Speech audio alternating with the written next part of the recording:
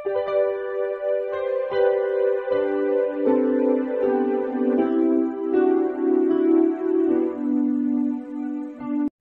Students, প্রথমেই UK educational টিপসের পক্ষ থেকে তোমাদের সকলকে স্বাগত জানাই।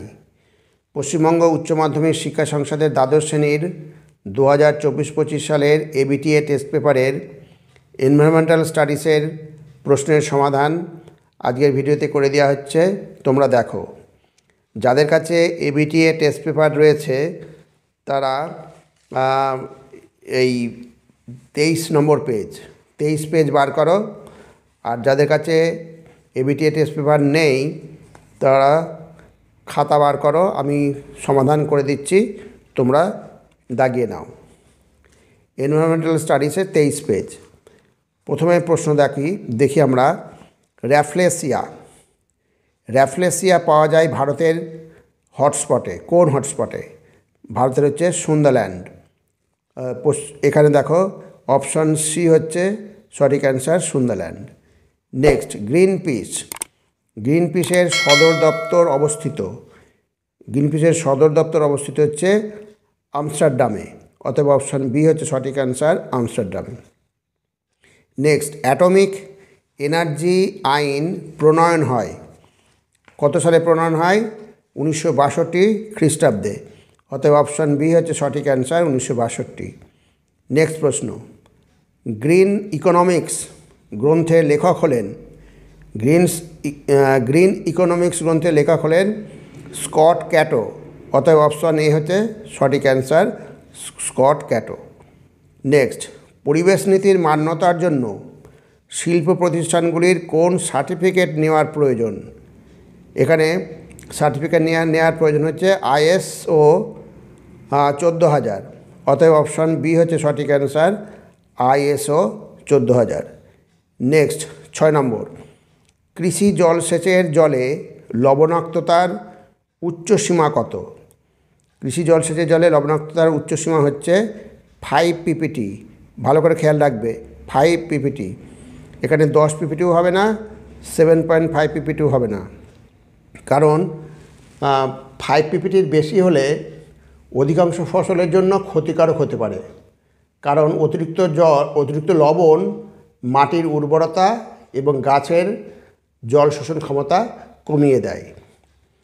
এবার নেক্সট, 7 নম্বর, WWF এর প্রতীক হচ্ছে জায়ান্ট পান্ডা, অতএব অপশন বি হচ্ছে সঠিক অ্যান্সার, জায়ান্ট পান্ডা।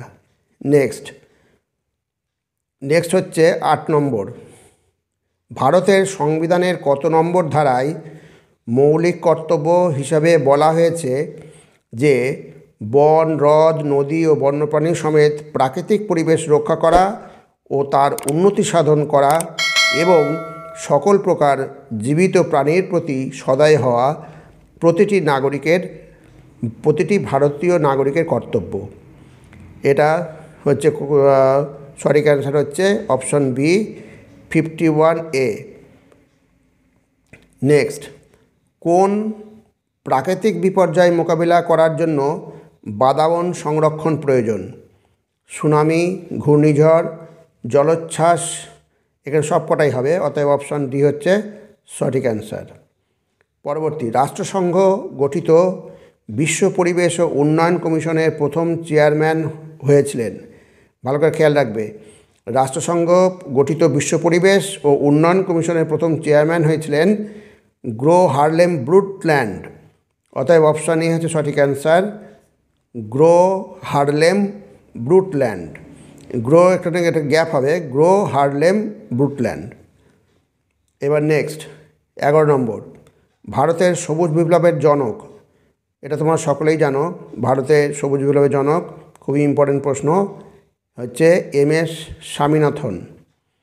নেক্সট, আর একটা ভালো প্রশ্ন আছে, 12 নম্বরটা, রাইজোবিয়াম লেগুমিনোসেরাম, ভালো করে মনে রাখবে, রাইজোবিয়াম লেগুমিনোসেরাম ব্যাকটেরিয়া যে আশ্রয়দাতা প্রজাতির মধ্যে অনুপ্রবেশ করতে পারে তা হলো মটর। অপশন দেখো, অপশন কত নম্বর অপশন আছে? মটর হচ্ছে ডি, অপশান ডি হচ্ছে সঠিক অ্যান্সার, মটর।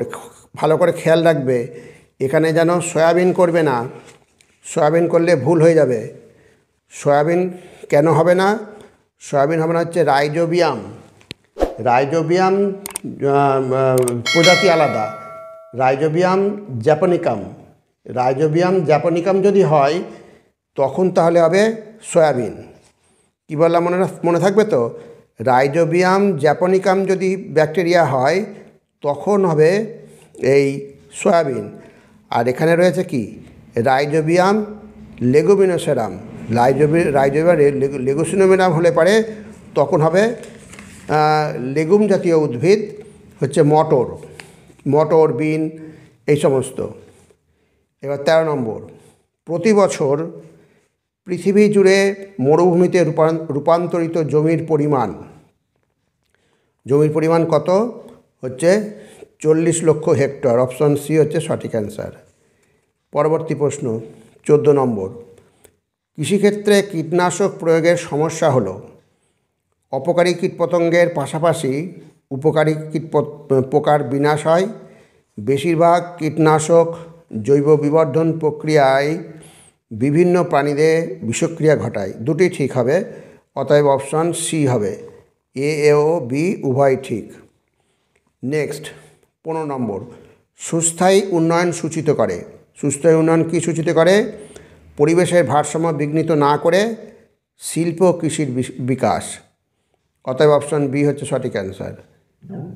এবার পরবর্তী প্রশ্ন 16 নম্বর, প্রথম মানব পরিবেশ সংক্রান্ত সম্মেলন কোন সালে স্টকহোমে অনুষ্ঠিত হয়েছিল? ভেরি ভেরি ইম্পর্টেন্ট প্রশ্ন, এটা তোমরা প্রত্যেকেই জানো, 1972।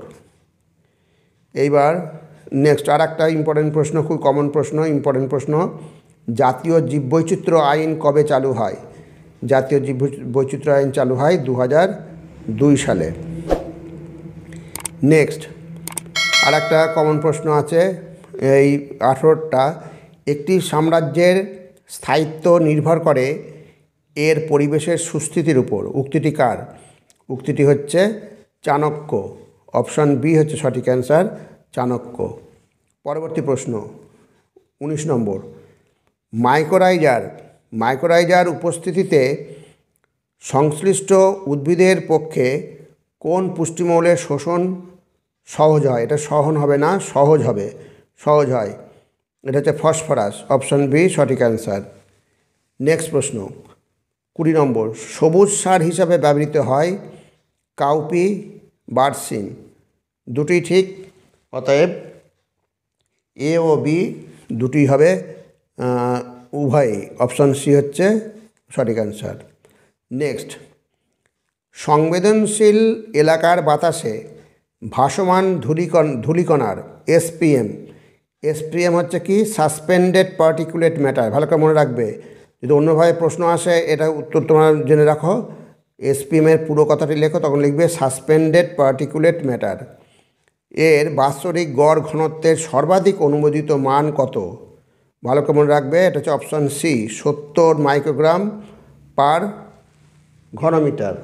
70 মাইক্রোগ্রাম পার ঘনমিটার। এবার নেক্সট হচ্ছে 1987 সালে 16 সেপ্টেম্বর বিশ্বের 11টি দেশ পরিবেশ সংক্রান্ত কোন চুক্তি স্বাক্ষর করেন? ভেরি ভেরি ইম্পর্টেন্ট প্রশ্ন, এটা হচ্ছে মন্ট্রিল চুক্তি। অপশন এ সঠিক অ্যান্সার। নেক্সট 23 নম্বর, কলকাতা হাইকোর্ট শব্দবাজি ফাটানো নিষিদ্ধ করেছে। খুব ভালো করে খেয়াল রাখবে প্রশ্নটা পড়ে।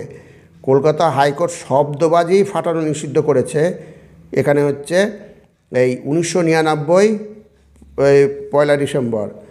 অপশান বি 1999 পয়লা ডিসেম্বর। এখানে ভুল করে 1996 এই 1 এপ্রিল করবে না, কারণ 1996 1 এপ্রিল হচ্ছে কি? শব্দদূষণ নিবারণের নীতি নির্দেশ চালু হয়। শব্দদূষণ নিবারণের নীতি নির্দেশ চালু হয় 1996 খ্রিস্টাব্দে 1 এপ্রিল। আর এখানে প্রশ্ন ছিল কি? হাইকোর্ট শব্দবাজি ফাটানো নিষিদ্ধ করেছে কত? হচ্ছে 1999 খ্রিস্টাব্দে 1 ডিসেম্বর। এবার পরবর্তী প্রশ্ন, নিম্নলিখিত কোন সংস্থাটি লাল পুস্তিকা অর্থাৎ রেড ডাটা বুক প্রকাশ করে? খুব ইম্পর্টেন্ট প্রশ্ন, হচ্ছে সঠিক অ্যান্সার হচ্ছে IUCN।